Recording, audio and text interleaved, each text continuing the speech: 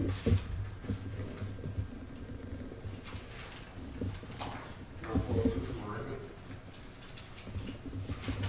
we're good.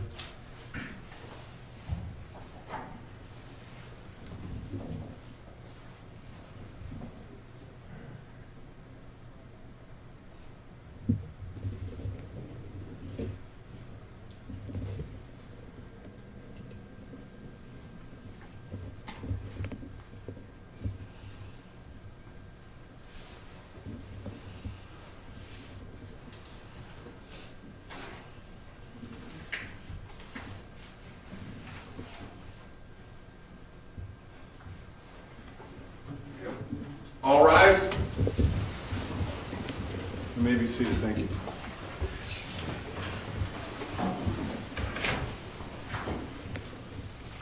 All right, folks, before we get started, number one, make sure your cell phones are off. Take a second to check those. And two, this is an emotional matter for both sides. I'm not going to tolerate any outbursts. Sheriffs have already been directed. If you have outbursts during the testimony or during this hearing, you're going to be removed and or arrested. So if you can't handle it, leave now. Everybody clear about that? Yes. That's your warning. All right, we are now on the record in the state of Ohio versus Christina Coleman. This is case number 633-659. On a prior date, Ms. Coleman had withdrawn her formal entered plea of not guilty and entered a plea of guilty in count 1 to involuntary manslaughter, felony of the first degree, in violation of 2903.04A. She also entered a plea to endangering children in count 2, a felony of the third degree, in violation of 2919.22A. Counsel had asked for the preparation of a pre-sentence investigation report. I'm in receipt of that document. I've made it available to the state of Ohio as well as defense counsel. I'm also in receipt of a court supervised release report. I've made that available to the state of Ohio as well as defense counsel. The court is prepared to go forward with sentencing. Is the state prepared to go forward? We are, Your Honor. Thank you. Defense prepared to go forward? Yes, we are, Your Honor. Is there anything the state would like to present to the court prior to imposition of sentence? Yes, Your Honor. There are several family members here that would like to speak, and then I will make a statement at the end. There is a Miss Cynthia Morris that would like to address the court with some letters. All right. If you would, detective, maybe slide over and they could stand on the corner there. Somebody else here.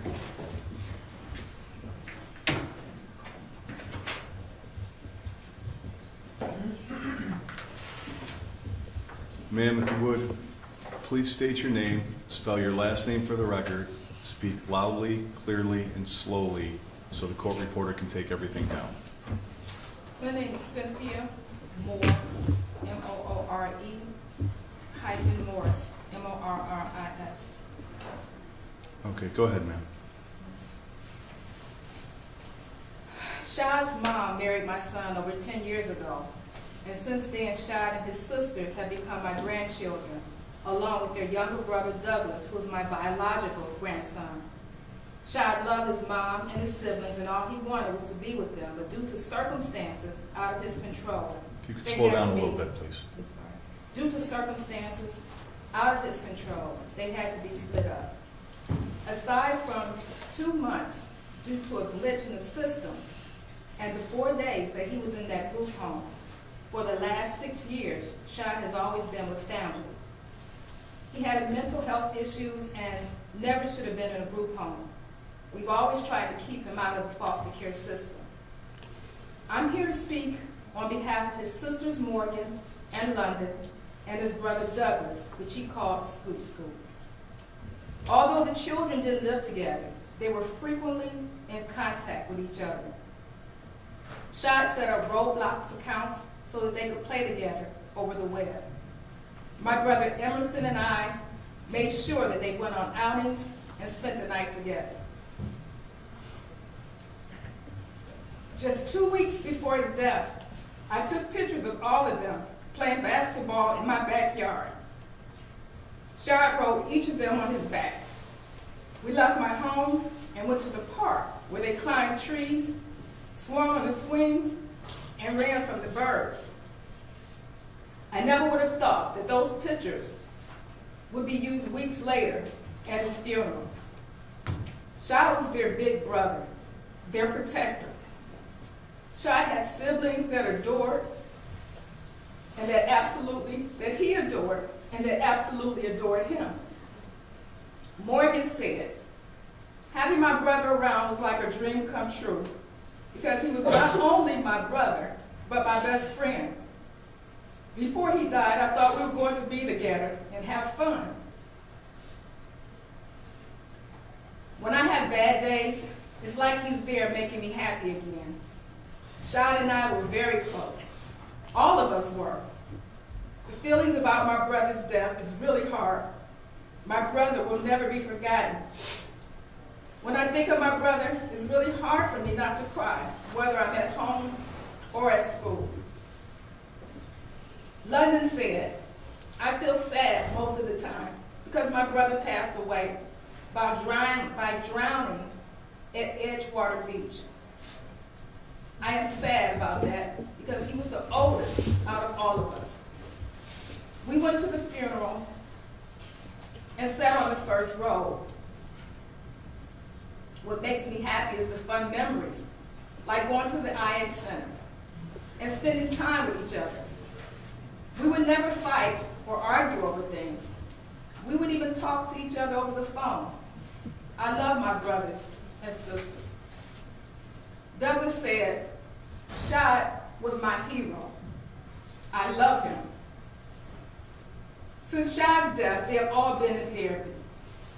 Douglas had had dreams that Shad was alive, just to wake up and be reminded of the nightmare that he is still living. True justice can't be given today because regardless of the outcome, it won't bring them back. Their life will never be the same because a major piece of their puzzle is missing. Their older and much loved brother, Shad. Thank you, ma'am. Mr. Harper.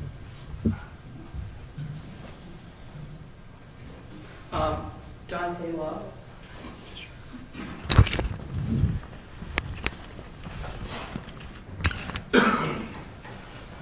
How you doing? My name's Dante Love. Shad, man, was a great kid. You know, he was strong, funny, and from the times that we had when he would come see me and talk to me, he would always brag about his brothers and sisters. That's all he cared about. And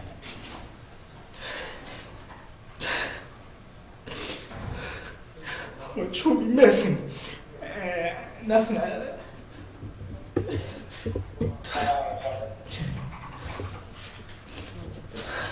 I'll miss my baby boy.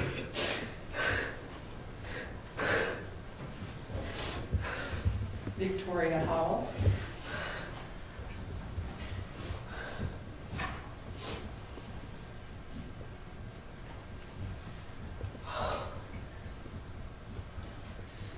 Victoria Howell. I'm Shad's mother. Since I had Shad, he saved my life. All my kids saved my life. I was in and out of the hospital with his asthma for days, for weeks, for months. Honestly, my kids are awesome. My kids are great. Due to my mental health issues I've had, I wasn't always there for them all the time, but the times I did have with them, my babies are awesome. Like I said, they've all saved my life. Every one that I've had, and I have 5 of them. His loss has took a major turn, but I will be 31 next month, so I have a lot of understanding to a lot of things at this point. I'm working on myself, getting better. It's a lot to deal with, but I know I got it under control. My baby is dearly missed by many people. He's been around a lot of people. He's touched a lot of people's hearts. You know, my son was awesome. It hurts. I just, basically just want to know what was going on, what took place. That's about it. All right, thank you very much. Sorry for your loss.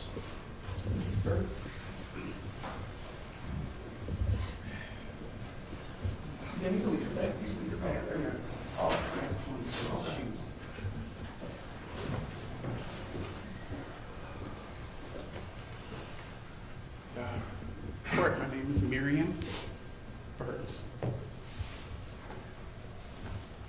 Yes, ma'am. And I'm his great aunt. I was the last one to have custody of Shad. On Friday, the 6th, I was at work. I work third shift. I take care of adults with special needs. I've been doing it now for 18 years. I feed them, I dress them, I clothe them, and I provide shelter in the fact that I keep them safe. And my job, Your Honor, I'm their caretaker for the 10 hours that I'm there on my shift. My job is to stay on the premises, to take care of them, because they can't wash their hair unless I wash it. They can't dress unless I dress them. They can't cook for themselves unless I feed them. I gave an oath 18 years ago to say that I was supposed to be present. When Shad was born, they say you're not supposed to have a favorite in the family, but I didn't quite understand that, because Shad and I had this close relationship. When Shad would come and visit, he's 3 or 4 years old, he would always lose his shoes. I mean, it's so funny, this kid would lose his shoes or I couldn't find his socks. And I would say, Shad, you're about to go back home with your mom. Where are your shoes? Every time he would lose his shoes. So, Shad mattered, Your Honor. I thought because he called me Mama, because at the time he thought that I was his grandmother. He didn't know my name. It's so funny, he didn't know who a Miriam, who a Release, who anything was. I did everything for 11 months to try to let Shad know how important it was to me and to my family.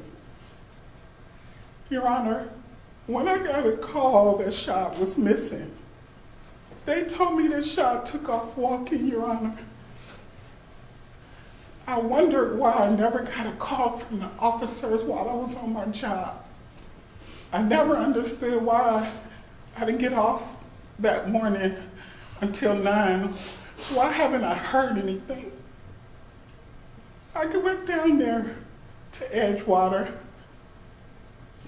Your Honor, I wish somebody would have told me about the helicopter that was in the air, about the diamond team, Your Honor, about the officers on horses. Why didn't somebody tell me that it was going to be all kind of officers from different places? They didn't warn me. I was led to believe that my nephew had took off walking. So, Your Honor, I had a blood clot in my left leg. And although people can say that it's not about me, it is, because I loved them. And I walked what they call the dog park. I went out there twice.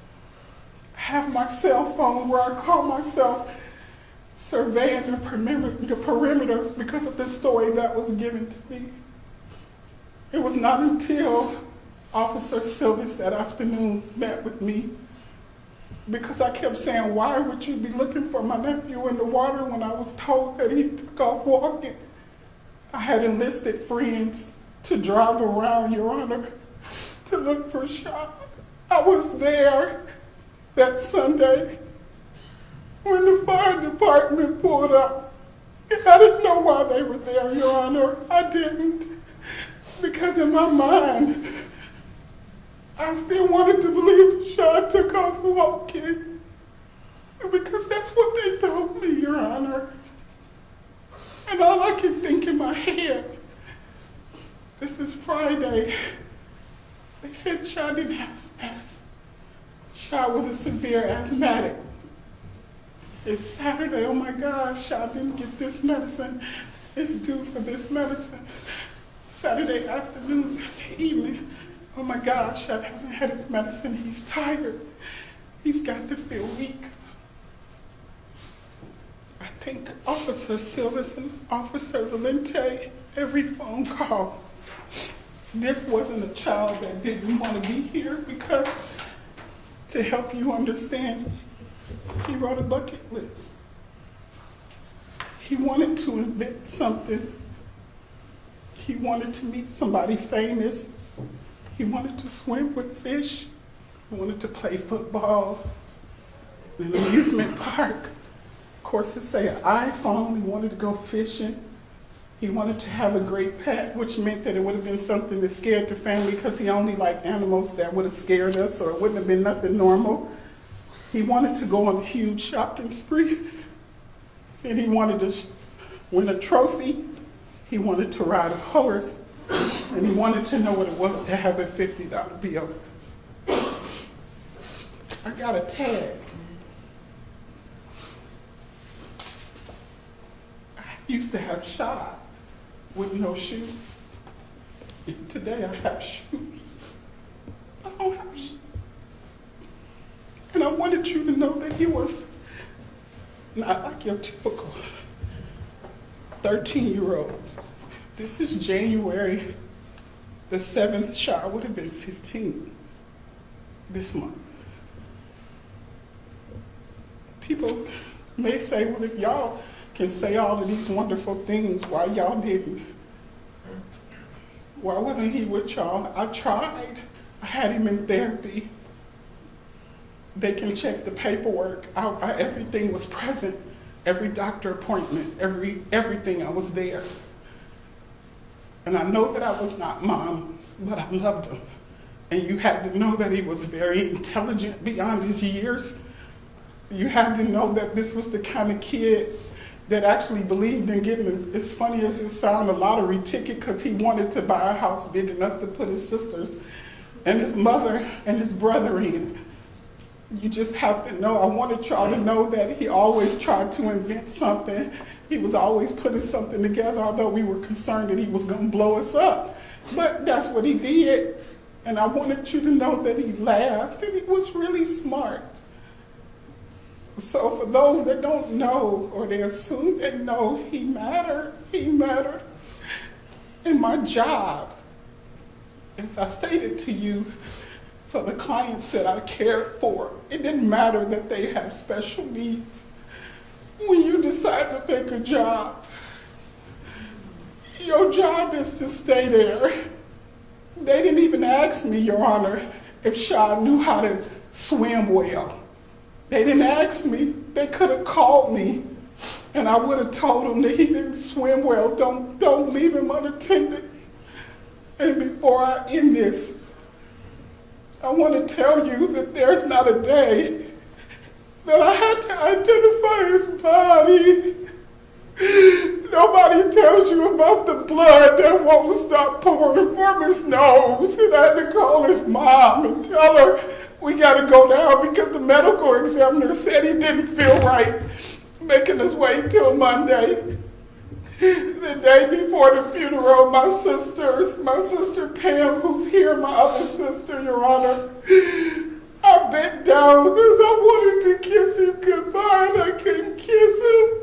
And I took my hand across his arm. I don't know why I thought I could hold it, and I couldn't hold it. Your Honor, I'll forever have the look of the face when I had to identify him, and then the look the day before the funeral. Your Honor, I never smelled the dead body before, but I had to smell his body.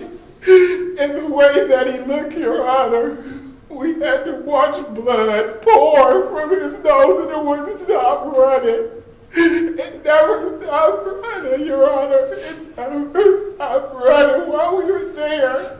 And anybody who thinks that that's what we had to do, that it was fair for us to have to identify a child's body, it's not fair, Your Honor, it's not. And what happened to know that somebody left my baby unattended. As much as Victoria may have had him. To me, he was mine. He was my baby, and I loved him. But nobody would never erase what we had to see that day. Nobody's never had to see a child look the way he did. And that's all I want to just tell you. I want to tell you. Thank you, ma'am.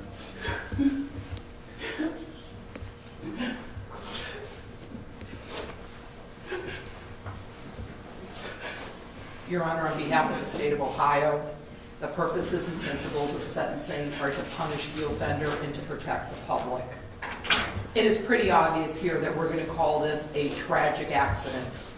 And it was a tragic accident.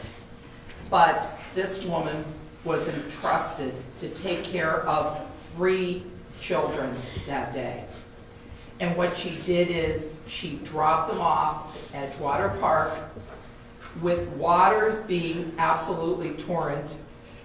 She left them there. Instead of staying there, which is the policy of their group home, she left them there to do whatever. When she was called, she lied about it. And that is the problem, Your Honor. People not taking responsibility for their actions.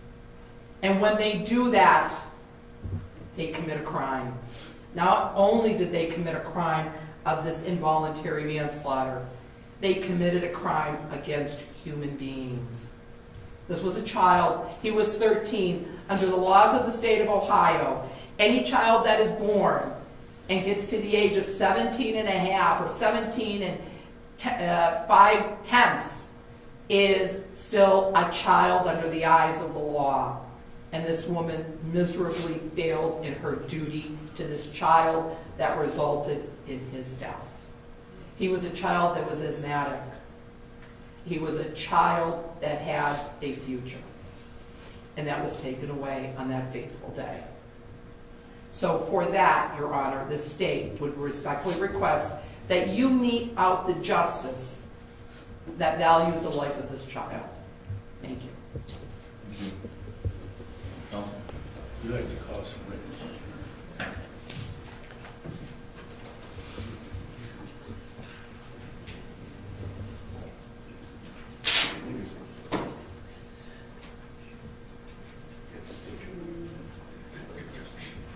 Step over here. Right in the center. That's fine. Right in the center. That's good right there. Thank you.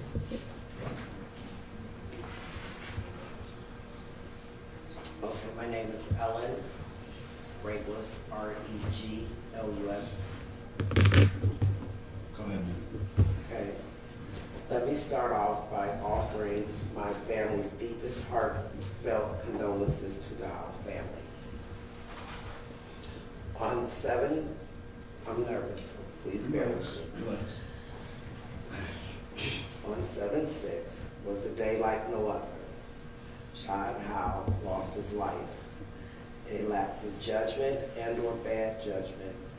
Call it either or. My daughter deeply regrets the decisions that she made that day. That particular day, like no other, will be ever seared in her mind. She will never be able to return to a job that she loved so very much. And those children really did love her. She loved them as well. To the court from 7/6/2018 until the rest of her life, she will always internalize this horrific day of the passing of Shad Howe. I'm asking the court on my daughter's behalf for leniency because she's already in her own private hell. Thank you. Thank you.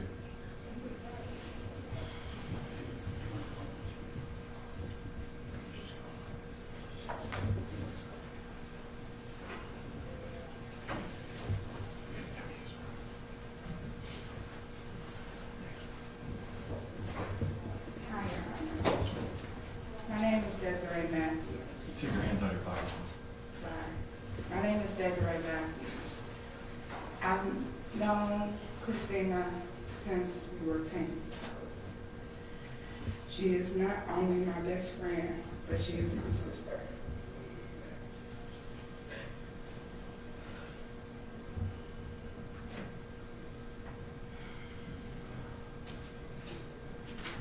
She loved them boys.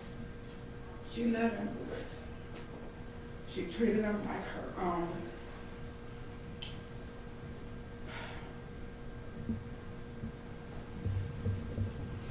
We truly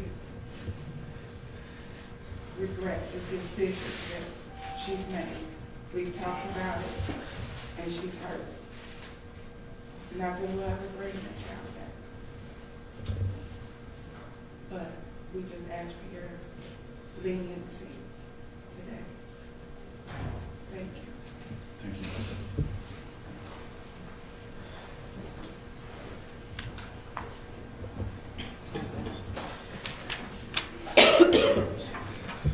Morning. My name is Jason Coleman. Last name Coleman. I'm the younger brother of Christina. Me personally, I'm deeply saddened by what has transpired. Anyone would be. I can't speak to the facts of the story. I can only speak about who we are, me and Christina, who we are growing up. We've literally been together our entire lives. We're a year and 10 months apart. We grew up together. We were raised in a home with a dad. We had our troubles along the way. I was listening to the stories of everyone here, and it took me back a little bit, but you know, he sounded like he was an amazing kid. I can't take that away, but I felt like I seen parts of me in him. I was that kid. Our household was younger. We had some troubles going through, and it was up to Christina to look after me a lot. I was that kid that they said they had mental issues. I was that kid that had to, go to ODYS. I was that kid with the juvenile record, rap sheet, long as possible. But she looked after me. She took care of me, and but she took care of those boys. I believe her intent with the boys was good. Did I stay at Triple T my entire life? Absolutely not. I stayed here today, a kid who went to college, retired from the Marine Corps, worked for FEMA. Changed my entire life around because of this woman, the oldest woman in my life. I believe her intent with the children were to help them out in their lives was there. I believe this situation, as tragic as it is, was an isolated situation. I wholeheartedly believe that. The situation in itself, it strikes our family to the core because we've been through the same situation that this family's going through around the same time, and I know that there's hate or there's anger and the emotions are spilling over, and I know justice needs to be done. I believe everybody should be held accountable for their actions. I don't know what I want to ask you, but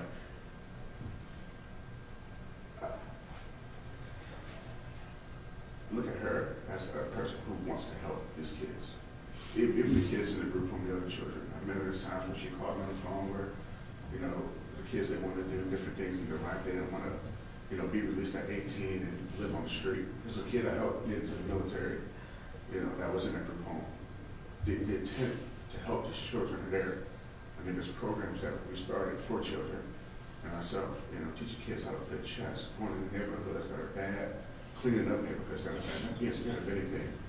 We want to help people. I have a nonprofit program. We want to help children. We don't want things like this to happen. It hurts me that this happened.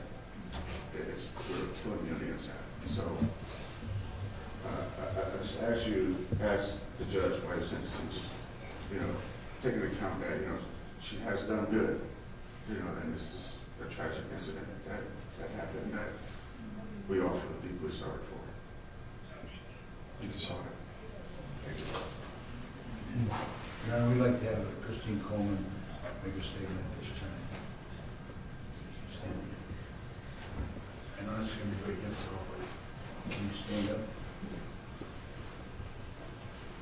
I need to say my name. I just want to apologize to the family. I know that, my judgment at the time was not thinking that anything was going to happen to any of those kids. I always looked at those kids as my own, and at the time I just was going through so much in my own life, from losing my mom and my niece, everything. I just went through so much. My decision making wasn't the best at the time. I can't really talk, but I really apologize for ever leaving the scene, for anything, for everything. Just, I apologize.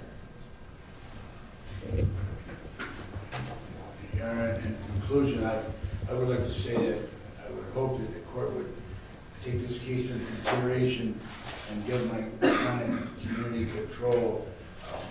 We can't bring the child back. That's impossible.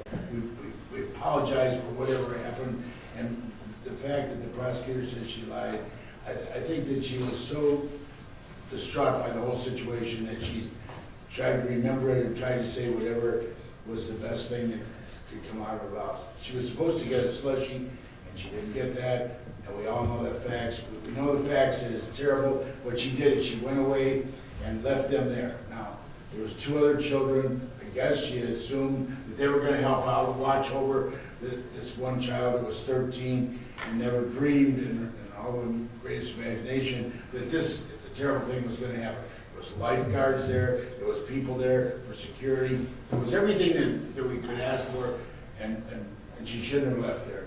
That's correct. And we apologize for that. We apologize to the family, apologize for the loss of life, but we just ask that the court, this is a terrible thing, a terrible story. I can't imagine anything else happening. I just wish you would take into consideration what's happened here, what she says, and what we want to protect the public. And she'll never, of course, do this again. But by protecting the public, or putting her in jail, I don't believe that's the right thing either. I think a community control and let her do something, whatever the court says. But and this is in the process of proceeding forward with it. We also would like to say that she is in a position where she has a job. The report shows that she's a manager at a family store. She works. She has a job. She does everything she can. She's got 4 children. One cannot be in, or 2 of them are under 18, so they can't come in the courtroom. But they're all depending on her, Judge. They're depending on the fact that she needs to be there to help them. She's there. She's been there all through this. She's been in court every time you ask her to be here. She's just a person that needs some help, some guidance, and that's what she's telling you she'll do. The gist of it is, I guess, and the best thing I can say is that this could happen to anybody, but, but for the grace of God, I had something very similar, but so be it. Just if you would take into consideration what she's done, what's happened, and how remorseful she is at this time. You saw her actions, you saw that she was remorseful. She felt like the burden's on her shoulder. Whether there's a lot of things that would probably help, but I don't want to go into all of those. I just want to say, I hope you take into consideration the woman that's involved here, the children, the family, and what she's saying, and the remorse that she's showing. Thank you very much. Thank you.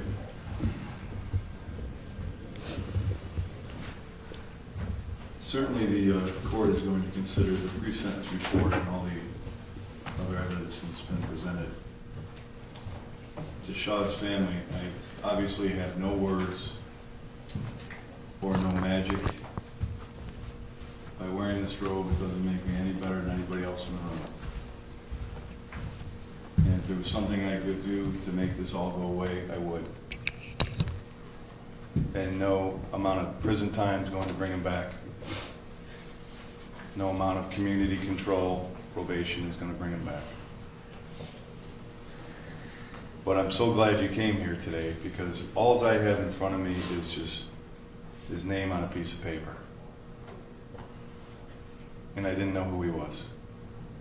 I had the pleasure of meeting his little brother. I saw him outside. I know he was loved. I know he'll be missed. I know he had value. I know he will always be remembered. So I'm very glad you came. And these are hard decisions. I think we can all agree, nobody meant for this to happen.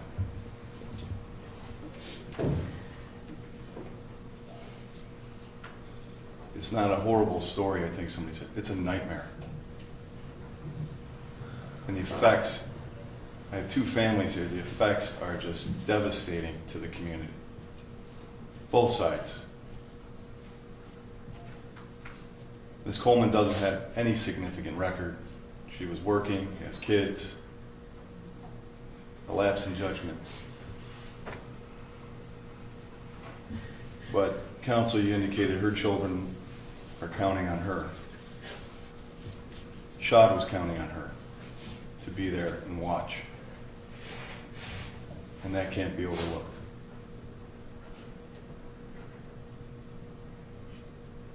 Counsel had agreed at the time of the plea that count 2 and count 1 would merge for sentencing purposes. Is that correct? That is correct, Your Honor. And the state is electing to go forward on count 1, correct? Correct, Your Honor. Ms. Coleman, again, I don't believe that you purposely went out there to cause harm to anybody. But you have to appreciate there needs to be a punishment for what occurred here. You understand that? The court has formulated its decision based upon the overriding principles and purposes of felony sentencing, which are to protect the public from future crime by the defendant or others, and to punish the offender using the minimum sanctions that the court determines accomplishes those purposes without imposing an unnecessary burden on state or local government resources. To achieve these purposes, the court has considered the need for incapacitation, deterrence, rehabilitation, and providing for restitution. The court has considered the relevant sentencing guidelines provided in 292911, 292912, 292913, as well as 292919. At this time, the court does not believe that a community control sanction would adequately protect the public. It would demean the seriousness of the offense. At this time, as to count 1, involuntary manslaughter, felony of the first degree, I am sentencing you to 3 years at the Ohio State Reformatory for Women. Count 2 will be merged into count 1 for sentencing purposes.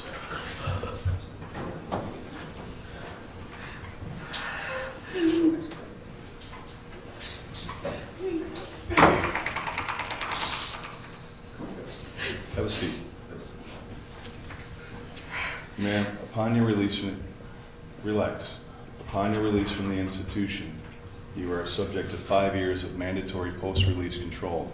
That means that the Adult Parole Authority, and not this court, will supervise you. They will give you terms and conditions you must follow. Should you fail to meet the terms and conditions of the Adult Parole Authority, then they can modify and/or extend your supervision and make it more restrictive. Incarcerate you for up to 1/2 the original sentence imposed by the court. Charge you with a new offense called escape, another felony, where you face additional prison time, and if you commit new crimes while on post-release control, you face the maximum penalty under the law for the new crimes committed. I'm not going to impose any fines or costs. Given the sentence that you're going to have, you are now indigent. Your lawyer will remind you, your behavior at the institution will directly reflect whether this court would ever entertain any or early release. Do you understand that? So that motion is not before this court. I will always consider such motions when they're filed timely. Is there anything else on behalf of the state? Nothing, Your Honor. Is there anything else, counsel?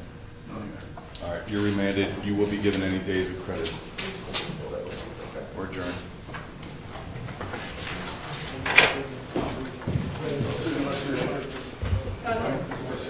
Yes.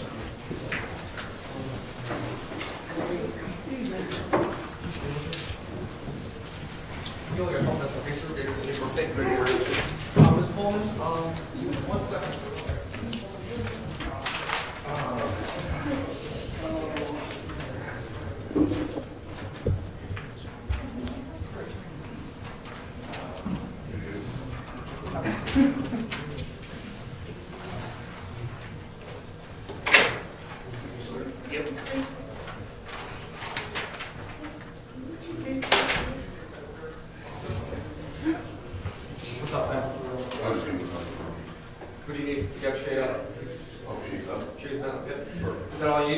When I drop her, so I get somebody else.